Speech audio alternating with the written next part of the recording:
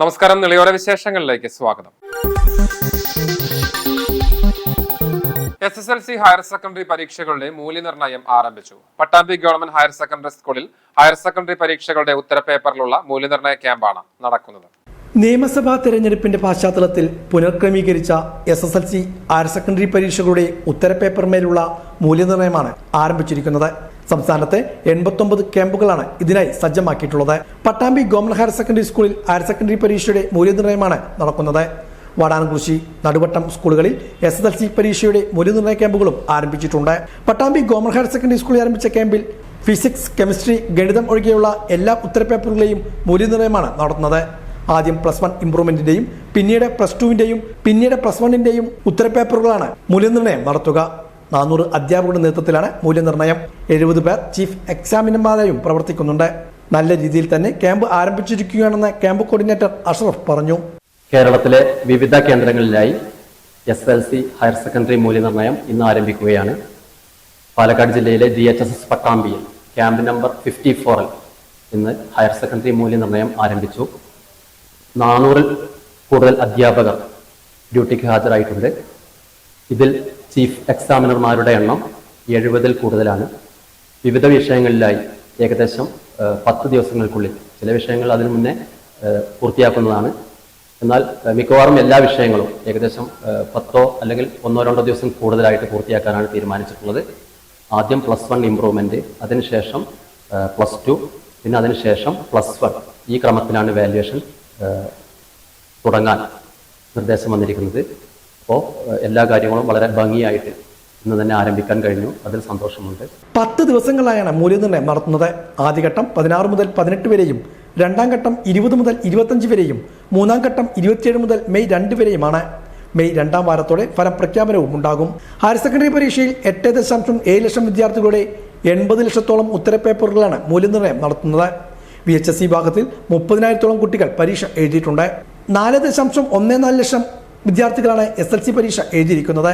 36 ലക്ഷത്തോളം ഉത്തരപേപ്പറുകളാണ് SSLC വിഭാഗത്തിൽ മൂല്യനിർണ്ണയം നടത്താനുള്ളത്. കൂട്ടനാട് നാഗലശ്ശേരിയിൽ വീടിന് തീപിടിച്ച അപകടം. വ്യാഴാഴ്ച ഉച്ചയ്ക്ക് 2 മണിയോടെ ഉണ്ടായ തീപിടുത്തത്തിൽ വീടിന്റെ ഒരു ഭാഗം പൂർണ്ണമായി കത്തിനശിച്ചു. പുരാട്ടിയിൽ രവീന്ദ്രനാഥിന്റെ വീടിനോട് ചേർന്ന സാധനങ്ങളും മറ്റും സൂക്ഷിച്ചിരുന്ന മറ്റൊരു വീടാണ് കത്തിനശിച്ചത്.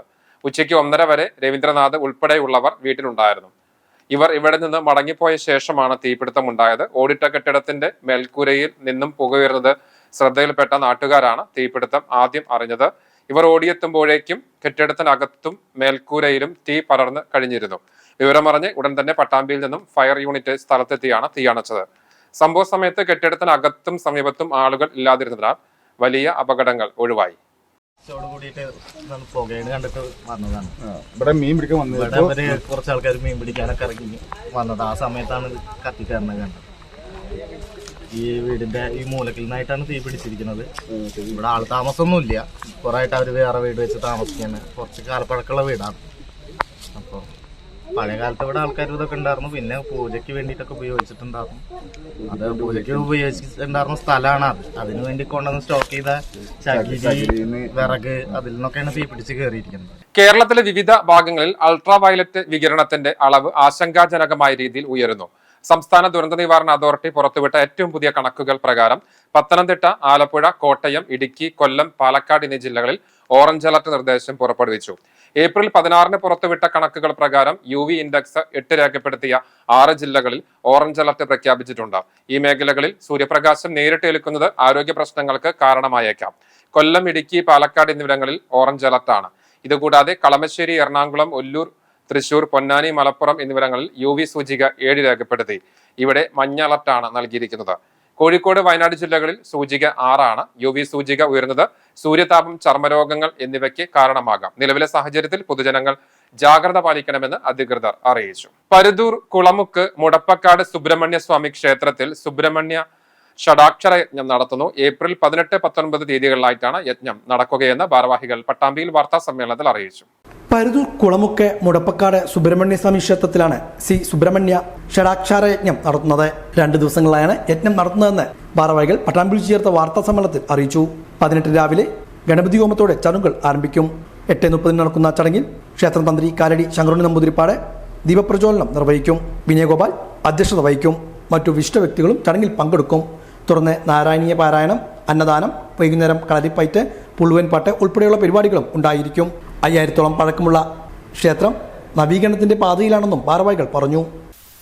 ഈ ക്ഷേത്രത്തിന്റെ നവീകരണത്തിന്റെ ഭാഗമായിട്ട് ഷടാക്ഷര ശ്രീ സുബ്രഹ്മണ്യ ഷടാക്ഷര യജ്ഞം എന്ന വിശിഷ്ടമായിട്ടുള്ള ഒരു അനുഷ്ഠാന പദ്ധതി അവർ സംഘടിപ്പിച്ചിരിക്കുകയാണ്. ഇത് വരുന്ന ഏപ്രിൽ 18, 19 തീയതികളിലായിട്ടാണ് നടത്താൻ നിശ്ചയിച്ചിട്ടുള്ളത്. അത് വളരെ അപൂർവമായിട്ടുള്ള ചടങ്ങാണ് ഈ സുബ്രഹ്മണ്യ ഷടാക്ഷര യജ്ഞം എന്നുള്ളത്. നമുക്കറിയാം, ധാരാളം വിഷ്ണുക്ഷേത്രങ്ങളും ശിവക്ഷേത്രവും ദേവീക്ഷേത്രങ്ങളെല്ലാം നമ്മുടെ ചുറ്റുപാടുകളിലുണ്ട്. സുബ്രഹ്മണ്യ ക്ഷേത്രങ്ങൾ വളരെ കുറവാണ്. ആ ഉള്ള സുബ്രഹ്മണ്യ ക്ഷേത്രത്തിൽ തന്നെ ഇത്തരം വിശിഷ്ടമായിട്ടുള്ള യജ്ഞങ്ങൾ നടക്കുന്നതും വളരെ അപൂർവമാണ്. നമ്മുടെ ഈ നാട് അത്ര വിശിഷ്ടമായിട്ടുള്ള ഒരു സുബ്രഹ്മണ്യ ഷടാക്ഷര യജ്ഞത്തിന് സാക്ഷ്യം വഹിക്കാൻ പോവുകയാണ് ഈ വരുന്ന ഏപ്രിൽ 18, 19 തീയതികളിൽ. 2 ദിവസവും ഫുള്ളായിട്ടുള്ള പ്രോഗ്രാം അവിടെ ഉണ്ട്. 18-ാം തീയതി കാലത്ത് ഗണപതി ഹോമത്തോട് കൂടിയിട്ടാണ് ആരംഭിക്കുന്നത്. ഒരു സാംസ്കാരിക സമ്മേളനം വെച്ചിട്ടുണ്ട്. അതിൽ ആദ്യ ദീപപ്രജ്വലനം നടത്തുന്നത് ക്ഷേത്രത്തിന്റെ തന്ത്രി കൂടിയായിട്ടുള്ള ശ്രീ കാലടി ചെങ്ങന്നുണ്ണി നമ്പൂതിരിപ്പാട് അവറുകളാണ്. വൈകിട്ട് ആ ഭാഗത്ത് നമുക്കറിയാം, വള്ളുവനാട് നാടൻ കലകൾക്കെല്ലാം ധാരാളം പേര് കേട്ടിട്ടുള്ള സ്ഥലം കൂടിയാണ് വള്ളുവനാട് എന്ന്. ഇപ്പോൾ ധാരാളം നാടൻ കലകൾ നമുക്ക് പ്രോത്സാഹിപ്പിക്കേണ്ടതുണ്ട്.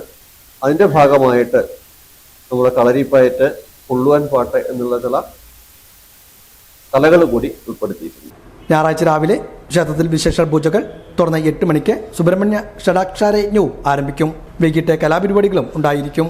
വാർത്താ സമ്മേളനത്തിൽ ഭാരവാഹികളായ Vinayagopal, MA Subramanian, CP Babu, PV സുന്ദരൻ, P ദേവദാസ് എന്നിവർ ഇതേക്കുറിച്ച് വിശദീകരിച്ചു.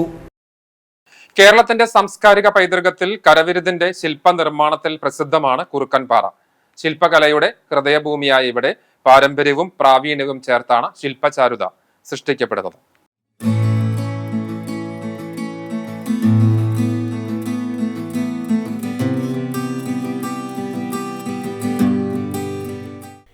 കേരളത്തിന്റെ സമ്പന്നമായ കലാപാരമ്പര്യങ്ങളിൽ കാലത്തിന്റെ മാറ്റങ്ങൾക്കിടയിലും കുറുക്കൻപാറയിലെ ശില്പങ്ങളുടെ പ്രാധാന്യത്തിന് ഒട്ടും കുറവ് വന്നിട്ടില്ല. ക്ഷേത്രവുമായി ബന്ധപ്പെട്ടാണ് കൂടുതലായും ശില്പങ്ങൾ ഇവിടെ നിർമ്മിക്കുന്നത്. ദേവപ്രതിമകളിൽ നിന്നും ആധുനിക അലങ്കാര ശില്പങ്ങളിലേക്കും വൈവിധ്യമാർന്ന സൃഷ്ടികളിലേക്കും തൊഴിലാളികൾ തങ്ങളുടെ കരവിരുതിന്റെ മനോഹാരിത കുത്തിവെക്കുകയാണ്. പ്രാദേശിക വിപണികളിൽ മാത്രമല്ല, സംസ്ഥാനത്തിന് പുറത്തേക്കും ഈ ശില്പങ്ങൾക്ക് ആവശ്യക്കാർ ഏറെയാണ്. തൃശൂർ, ചാലക്കുടി, വെള്ളറക്കാട് തുടങ്ങിയ സ്ഥലങ്ങളിൽ നിന്നാണ് ശില്പകലയ്ക്ക് ആവശ്യമായ ശിലകൾ കൂടുതലായും കൊണ്ടുവരുന്നത്. പണ്ടുകാലത്ത് മൂർച്ചയേറിയ പരുക്കൻ ശിലകളാണ് ഇറക്കിയിരുന്നതെങ്കിൽ ഇപ്പോൾ പാകപ്പെടുത്തിയ മിനുസമുള്ള ശിലകളാണ് ഇറക്കുമതി ചെയ്യുന്നത്. ഇത് തൊഴിലാളികൾക്ക് ശില്പനിർമ്മാണത്തിന്റെ ബുദ്ധിമുട്ടും കുറയ്ക്കുന്നുണ്ട്. ഏകദേശം ഒരു വർക്ക് തീരാൻ എത്രത്തോളം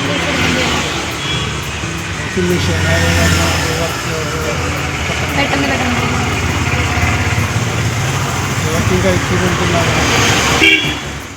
അതേസമയം മെഷീനുകളുടെ പ്രാബല്യം വളർന്നതോടെ കൊത്തുപണികൾ കൂടുതൽ സുഗമമായി. എന്നാൽ ഇതിൽ നിന്നും ഉണ്ടാകുന്ന പൊടിപടലങ്ങൾ നിരവധി ആരോഗ്യ പ്രശ്നങ്ങൾ ഉണ്ടാക്കുന്നുവെന്നതും തൊഴിലാളികൾക്ക് പ്രതിസന്ധിയാണ്. മൂലവസ്തുക്കളുടെ ഉയർന്ന വിലയും ആധുനിക വിപണിയിലെ കടുത്ത മത്സരവും ഉണ്ടാക്കുന്ന വെല്ലുവിളികൾ വേറെയും. എന്നിരുന്നാലും തങ്ങളുടെ ഉപജീവനവും കലാ അഭിരുചിയും എന്നും നെഞ്ചോട് ചേർത്ത് ഈ തൊഴിലിൽ തന്നെ തുടരാനാണ് ഈ കലാകാരന്മാർക്ക് താല്പര്യം.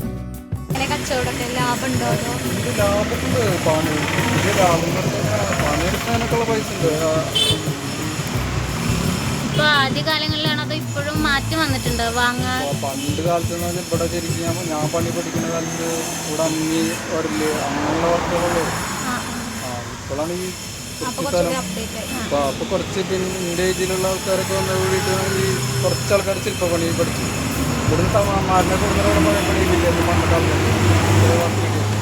കാലം മാറിയാലും ആധുനിക സാങ്കേതികവിദ്യ വിപണി കൈയടക്കിയാലും കലയുടെ ആത്മാവ് നിലനിൽക്കും എന്നുറപ്പിച്ച് കുറുക്കൻപാറയിലെ ശില്പികൾ കലാസൃഷ്ടി തുടർന്നുകൊണ്ടിരിക്കുകയാണ്. ഇതുവരെ ഇതിലിപ്പോ നഷ്ടം, ലാഭം അങ്ങനെ വല്ല മുന്നത്തിൽ നിന്ന് വെച്ച് നോക്കുമ്പോൾ ഇപ്പൊ ലാഭമാണോ അതോ നഷ്ടമാണോ?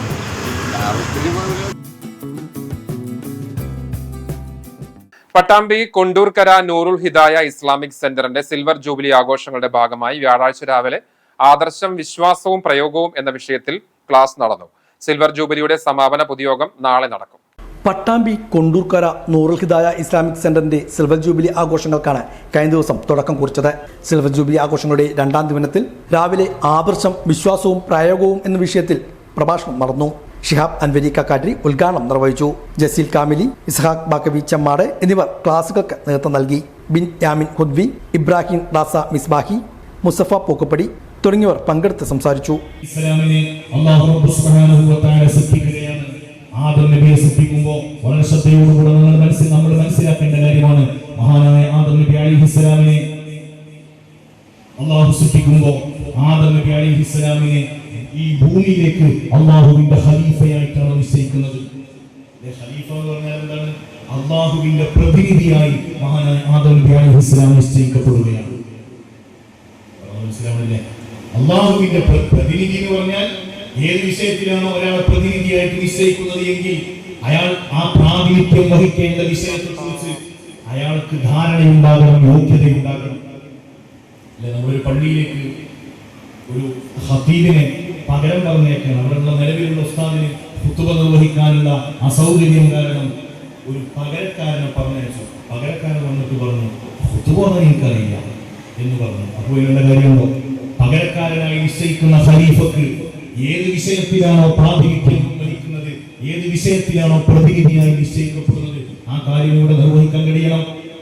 അല്ലാഹു റബ്ബ് സുബ്ഹാനഹു വ തആല ആദം നബി അലൈഹിസ്സലാമിനെ ഈ ഭൂമിയിലേക്ക് നിയോഗിക്കുന്നത് അല്ലാഹുവിന്റെ ഖലീഫയായിട്ടാണ്. ഇന്നി ജാഇലുൻ ഫിൽ അർളി ഖലീഫ, ഞാൻ ഭൂമിയിൽ എന്റെ പ്രതിനിധിയെ നിശ്ചയിക്കുന്നു എന്ന് പറഞ്ഞിട്ടാണ് മഹാനായ ആദം നബി അലൈഹിസ്സലാമിനെ അല്ലാഹു നിയോഗിക്കുന്നത്.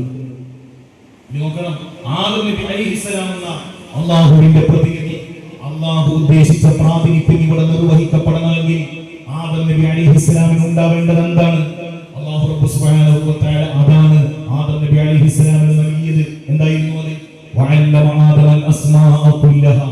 കഴിഞ്ഞ ദിവസം രാത്രി പാണക്കാട് സയ്യിദ് ഹമീദ് അലി ശിഹാബ് തങ്ങളാണ് ആഘോഷ പരിപാടിയുടെ ഔപചാരികമായ ഉദ്ഘാടനം നിർവഹിച്ചത്. പ്രിൻസിപ്പൽ അബ്ദുൽ ലത്തീഫ് ഉദ്വി, സ്ഥാപന വൈസ് പ്രസിഡന്റ് അബൂബക്കർ ഹാജി, മുസഫ ഹുദ്വി ആക്കോട് ഉൾപ്പെടെയുള്ളവരും പങ്കെടുത്ത് സംസാരിച്ചു. നാളെ വൈകിട്ട് നടക്കുന്ന സമാപന സമ്മേളനം പാണക്കാട് സയ്യിദ് സാദിഖ് അലി ശിഹാബ് തങ്ങൾ ഉദ്ഘാടനം ചെയ്യും. ഫലസ്തീൻ അംബാസിഡർ അബ്ദുള്ള അബ്ഷാവേഫ് മുഖ്യാതിഥിയായി പങ്കെടുക്കും. ഇതോടെ നിലവര വിശേഷങ്ങൾ പൂർണ്ണമാവുകയാണ്. നമസ്കാരം.